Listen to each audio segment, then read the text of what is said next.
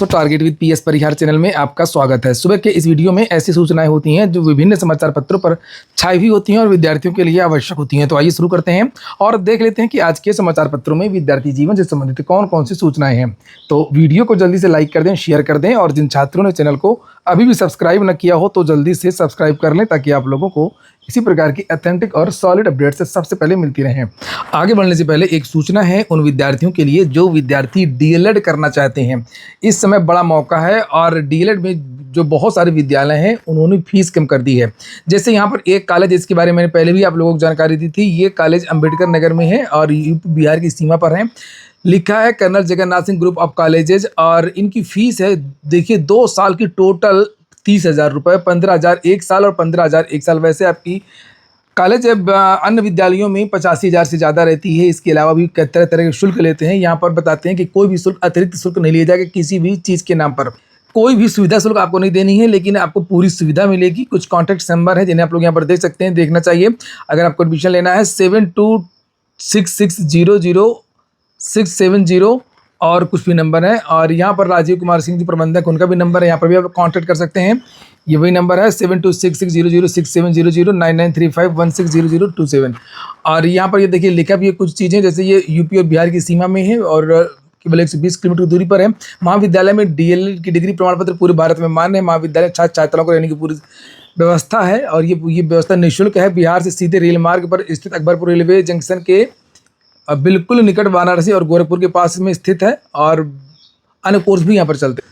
और ये विद्यालय ने बाकायदे ये नोटिस जारी किए, जैसे आप लोग देख सकते हैं, कर्नल जगन्नाथ सिंह महाविद्यालय। ये देखिए ऑफिशियल नोटिस है विद्यालय की। यहाँ पर ये मोहर वगैरह भी लगा हुआ है। केवल 15,000 रुपये आपसे एक साल की फीस ली जाएगी। इसके अतिरिक्त कोई भी शुल्क नहीं लिया जाएगा। तो देख लीजिए, जिनको भी एडमिशन लेना है उसको भेज दीजिए ये वीडियो, ये स्क्रीनशॉट। अगली सूचना है यूपी SSSC की है। लिखा है कि भर्ती परिणाम में देरी पर फूटा अभ्यर्थियों का गुस्सा। कल जो डिप्टी सीएम है ब्रजेश पाठक जी, इनके यहाँ पर विद्यार्थी गए थे और 2 तरीके के विद्यार्थी मुख्य रूप से गए थे। एक थे जूनियर असिस्टेंट के विद्यार्थी जो अपने परिणाम की मांग कर रहे हैं, इनका परिणाम लटक गया है। और यूपी SSSC में केवल जूनियर असिस्टेंट का ही नहीं, कई भर्तियों का परिणाम लटका हुआ 2-2 साल 3-3 साल से। और उधर जेईई के विद्यार्थी जो यूपी SSSC की सीटें बर्बाद हो रही हैं और ये डिपार्टमेंट स्किप की मांग कर रहे हैं। ये विद्यार्थी भी थे। उसी को लेकर के यहाँ पर जानकारी दी गई है कि उत्तर प्रदेश में लंबित सरकारी भर्तियों के परिणाम जारी करने में हो रही देरी को लेकर के अभ्यर्थियों का आक्रोश मंगलवार को राजधानी लखनऊ की सड़क पर उतर आया। सबसे पहले जूनियर इंजीनियर भर्ती के अभ्यर्थियों ने राजभवन कॉलोनी स्थित डिप्टी सीएम ब्रजेश पाठक के आवास का घेराव करके प्रदर्शन किया और इसके बाद में जूनियर असिस्टेंट भर्ती के विद्यार्थियों को हुजूम गोमती नगर स्थित पिकअप भवन पहुंचा, जहां यूपी SSSC के कार्यालय के बाहर जमकर के प्रदर्शन हुआ। जेईई अभ्यर्थियों ने डिप्टी सीएम के आवास पर नारेबाजी भी की। नीचे लिखा कि दस्तावेज सत्यापन का परिणाम जल्द जारी करने की मांग उठाई और इसके साथ ही अभ्यर्थियों ने विभाग आवंटन के दौरान डिपार्टमेंट स्किप का विकल्प दिए जाने की मांग की ताकि अभ्यर्थी अपनी प्राथमिकता के अनुसार विभाग चुन सके और अस्वीकृति में सीट खाली रहने की समस्या ना हो। प्रदर्शन के दौरान अभ्यर्थियों के प्रतिनिधिमंडल ने डिप्टी सीएम ब्रजेश पाठक से मुलाकात की और ये तो कहा जाएगा कि वास्तव में तुरंत जो डिप्टी सीएम ने सुना और वहीं से फोन मिलाया यूपी SSSC को। कल मैं था वहाँ पर, मैंने बहुत सारे वीडियोज भी वहाँ पर बनाए थे। इस बात की सराहना होनी चाहिए। और उन्होंने कहा कि 12 बजे इन विद्यार्थियों के साथ में बात करिए, इन विद्यार्थियों की समस्याओं का निराकरण करिए यूपी SSSC। और यूपी SSSC विद्यार्थी गए इसके बाद में, और जो डिप्टी सीएम के एक आरओ हैं वो भी विद्यार्थियों के साथ में गए, उनका भी एक कर्मचारी गया था। और यूपी SSSC ने आश्वासन भी दिया था कि हम आपकी जो समस्या है वो जल्द समाप्त करेंगे। तो उसी को लेकर के यहाँ पर लिखा है, डिप्टी सीएम ब्रजेश पाठक ने कहा है कि वे यूपी SSSC जेईई 2024 के विद्यार्थी आए थे और हमने अधिकारियों को निर्देश दिए हैं कि उनकी बात को सुनी जाए और उनकी शिकायतों और समस्याओं का आज ही समाधान किया जाए। विद्यार्थियों की पूरी सहायता दी जाएगी। डिप्टी सीएम के आवास पर प्रदर्शन के कुछ देर बाद बड़ी संख्या में विद्यार्थी पिकअप भवन पर डटे रहे। परीक्षा नियंत्रक ने परिणाम को लेकर के आश्वासन भी दिया है, ये देख सकते हैं, और जूनियर असिस्टेंट के विद्यार्थियों को, और ये कहा कि 5 सितंबर तक इन विद्यार्थियों का परिणाम जारी कर दिया जाएगा। वहीं पर इस चीज़ को लेकर जो डिपार्टमेंट स्किप की बात चल रही है कि कोई विद्यार्थी, चयनित विद्यार्थी अगर उसको मनोवांछित डिपार्टमेंट नहीं मिला तो वो पद छोड़ देता है। और इसलिए जब भी डीवी कराया जाए, डीवी के पहले विद्यार्थियों से फॉर्म भरवाया जाए। आपको एक विभाग का पद चाहिए कि दूसरे विभाग का, कि सभी विभाग का, इस तरीके से ऑप्शन दिया जाए जिससे पद खराब ना हो। तो यूपी SSSC में डिपार्टमेंट स्किप का अभियान जब से ऑनलाइन डीवी होने लगा है, जैसे तो जूनियर असिस्टेंट में ऑनलाइन डीवी हुई और अब जेईई में भी होगी। तो अगर इसमें ये चीज़ें नहीं होंगी तो आधी से ज़्यादा सीटें बर्बाद हो जाएंगी। वैसे भी यूपी ट्रिपल एस सी में एक साल बहुत सारी भर्तियां निकलती हैं और सेम ग्रेड पे की रहती हैं, 4200 से नीचे की ग्रेड पे की भर्तियां यूपी ट्रिपल एस सी करवाता है और हर साल हर भर्ती में सैकड़ों पद रिक्त रह जाते हैं। इसलिए अब प्रतीक्षा सूची की मांग तेज हो गई है। उसको लेकर के भी ये आज के समाचार पत्रों में जानकारी दी गई है, जिसे आप लोग यहाँ पर देख सकते हैं। अधीनस्थ सेवा चयन आयोग की भर्तियों में मांगी प्रतीक्षा सूची। 2 भर्तियों में चयन पर कोई एक विकल्प चुनने की भी अभ्यर्थियों ने उठाई मांग। लिखा है, उत्तर प्रदेश अधीनस्थ सेवा चयन आयोग की भर्तियों में प्रतीक्षा सूची जारी करने की मांग को लेकर के अभ्यर्थियों ने मंगलवार को बैठक की है और इसमें अभ्यर्थियों ने आयोग से चयन प्रक्रिया में 25% की प्रतीक्षा सूची, डिपार्टमेंट स्किप और डीलिस्टिंग की व्यवस्था शामिल करने की मांग की है। तो ये डिपार्टमेंट स्किप, ये एक एएसआई की भर्ती आई थी पुलिस विभाग में। ये केवल यूपी ट्रिपल एस सी में नहीं और भी कई जगह ये चीज़ें चलती हैं। तो ये डीलिस्टिंग की बात की जा रही है कि जैसे पुलिस विभाग से एक आई थी भर्ती कंप्यूटर ऑपरेटर की और इसी तरीके से एक भर्ती आई थी एएसआई गोपनीय वाली, 2022-23 की बात है। और उसमें दोनों भर्तियों में ओ लेवल और स्नातक मांगा गया था और दोनों विद्यार्थियों में कॉमन चयन हो गया था। 300-400 विद्यार्थी ऐसे थे जिनका चयन एएसआई में भी हो गया था, कंप्यूटर ऑपरेटर में भी हो गया था। तो विद्यार्थी ज्वाइन तो एक ही करेगा ना, एक छोड़ देगा। यहीं पर डिलिस्टिंग की बात की गई थी। पिछली भर्ती में पुलिस भर्ती प्रोन्नत बोर्ड ने किया भी था, इस बार नहीं किया।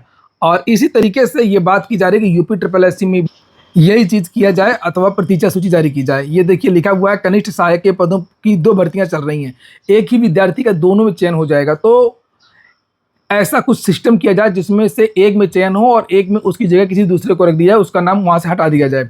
लिखा है, दोनों में चयन होने पर कोई एक चुनने की विकल्प की व्यवस्था की जाए ताकि दूसरी भर्ती के पद पर किसी अन्य अभ्यर्थी का चयन हो सके। बैठक का नेतृत्व कर रहे छात्र युवा संघर्ष समिति के अध्यक्ष संजय यादव ने कहा कि आयोग की भर्ती प्रक्रिया पूरी होने में 4 से 5 वर्ष तक लग जाते हैं और इस दौरान कई अभ्यर्थियों का अन्य भर्तियों में चयन हो जाने पर वह दूसरी भर्ती के पद पर ज्वाइन नहीं करता। ऐसे में रिक्त पदों को भरने के लिए मुख्य परिणाम के साथ में प्रतीक्षा सूची जारी की जानी चाहिए। उन्होंने कहा कि वर्ष 1999 के शासनादेश में सिंगल कैडर के पदों पर प्रतीक्षा सूची जारी करने का प्रावधान बताया गया है। इसके बावजूद इस आयोग में यह व्यवस्था लागू नहीं है, जबकि उत्तर प्रदेश लोक सेवा आयोग में सिंगल कैडर की पदों पर प्रतीक्षा सूची जारी करने की जाती है। अभ्यर्थियों ने इसे समान अवसर और न्याय के अधिकार से जुड़ा मुद्दा बताया है। वर्तमान में ग्राम पंचायत अधिकारी की 1468, कनिष्ठ सहायक की 5512 और 3284 तथा लेखपाल के 7994 पदों की भर्तियों में प्रतीक्षा सूची जारी करने की मांग की गई है। और ये जानकारी भी मिली है कि इन जितनी भर्तियां ये देख रहे हैं इसमें लगभग 20% पद हर भर्ती में बर्बाद गए हैं।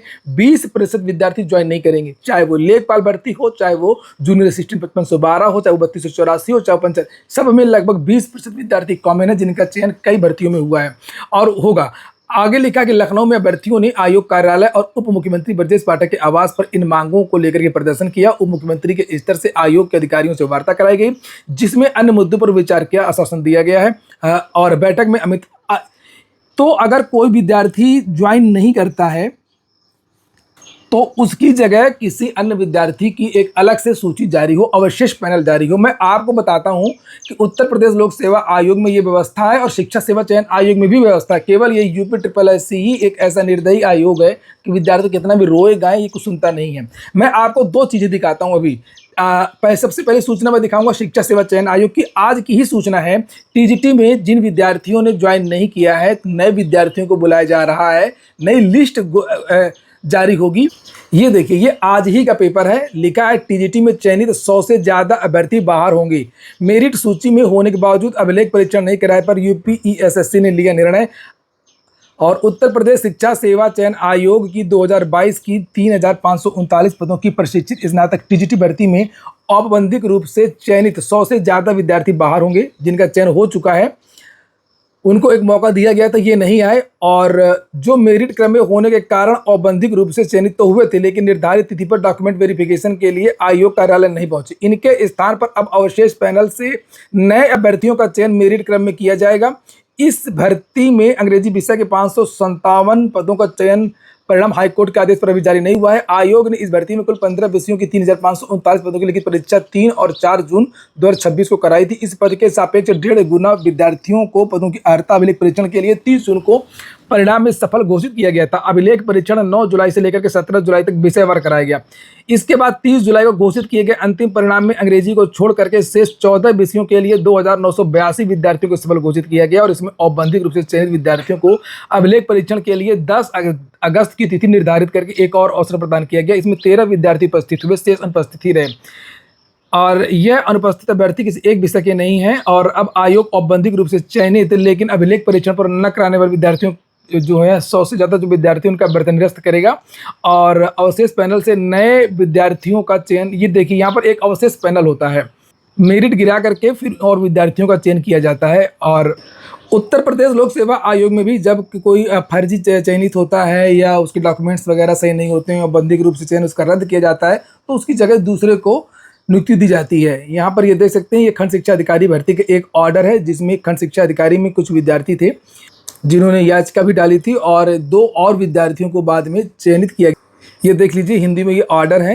राज्य प्रतिवादी से अपेक्षा करता है कि वह निष्पक्षतापूर्वक प्रासंगिक नियमों की भावना के अनुरूप कार्य करे और प्रतिवादी ने अपने जवाबी हलफनामे में चयनित उम्मीदवार कार्यभार ग्रहण न करने के कारण रिक्त रह गए 3 पदों को न भरने का कोई वैध कारण या इरादा प्रकट नहीं किया है। अतः उपरोक्त कारणों से यह न्यायालय का यह मत है कि प्रतीक्षा सूची तैयार न करने में प्रतिवादियों की नियम 1992 के नियम 15(3) का अनुपालन मनमाना उक्त नियम की भावना के विरुद्ध है। परिणाम स्वरूप रिट याचिका स्वीकार की जाती है और आयोग नियम 15(3) के अनुपालन में प्रतीक्षा सूची तैयार करने के लिए परमादेश जारी किया जाता है और यदि याचिकाकर्ता पात्र पाई जाती है तो योग्यता सूची में आती है तो नियुक्ति के लिए उस पर विचार किया जा सकता है, बशर्ते वह नियुक्ति के लिए अन्य सभी शर्तों को पूरा करती है और लागत के संबंध में कोई आदेश जारी नहीं होता है। तो सिंगल कैडर की भर्ती में प्रतीक्षा सूची जारी हो सकती है।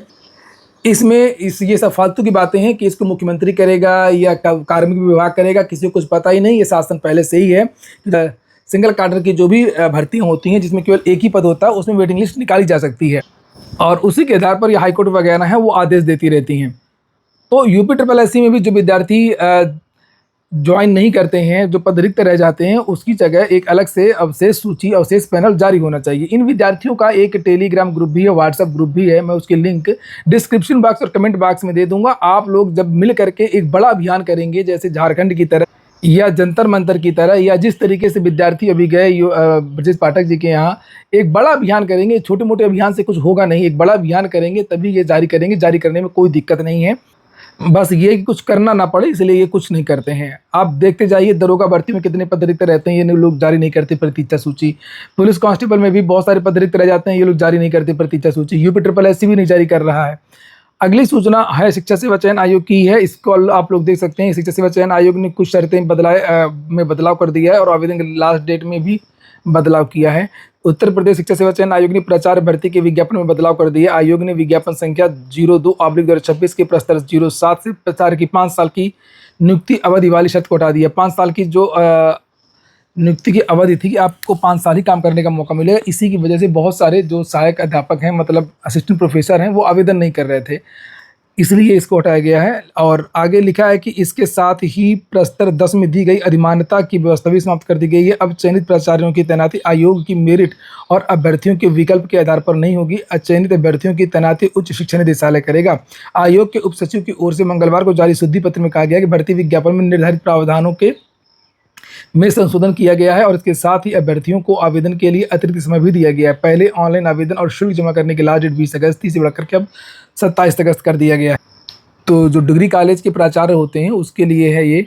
और JSSC और CGL समेत 22 भर्ती परीक्षाएं रद्द हो गई हैं। बहुत सारे हजारों विद्यार्थियों की नौकरी भी चली गई है और कुछ लोग गलत तरीके से चयनित हुए तो उनकी नौकरी भी गई है और कुछ तो ऐसे होंगे जो अपने दम पर जिनका चयन हुआ होगा वो उनकी भी नौकरी चली गई। पूरी भर्तियां रद्द हो गई हैं भ्रष्टाचार की वजह से।